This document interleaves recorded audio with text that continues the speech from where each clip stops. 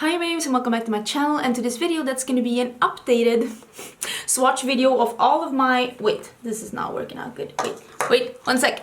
All of my H&M Beauty lipsticks. I put them all like this and I took the caps off just to be able to see the color so that I can like put them in a somewhat gradient order. As you can see, I have mostly nudes because I live for nudes. Well, with lipsticks as well. And I just wanted to show you again. I do have some new ones, and also my camera quality is so much better today than when I first filmed this. This was one of my, like, swatching my H&M lipsticks was...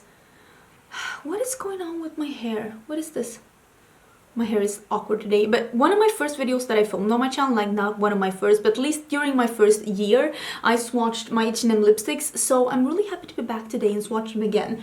Quick review, the cream lipsticks from H&M, they have two different forms, no they have more, but like in the bullet lipsticks. The bullet lipsticks, they have cream and matte, and the cream bullet lipsticks from H&M is my favorite bullet lipstick formula of all. Every bullet lipstick formula that I've tried. The mattes are good too. They're a good matte formula, but the creams are so good. But I don't think you'll be disappointed if you try the mattes either. But if you haven't tried this formula, what are you waiting for?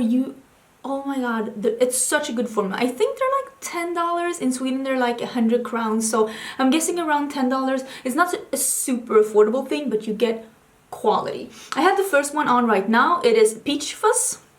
It's a really light peachy one, so I'm going to try to go from lightest to darkest and then some brights at the end. Hopefully without any kind of...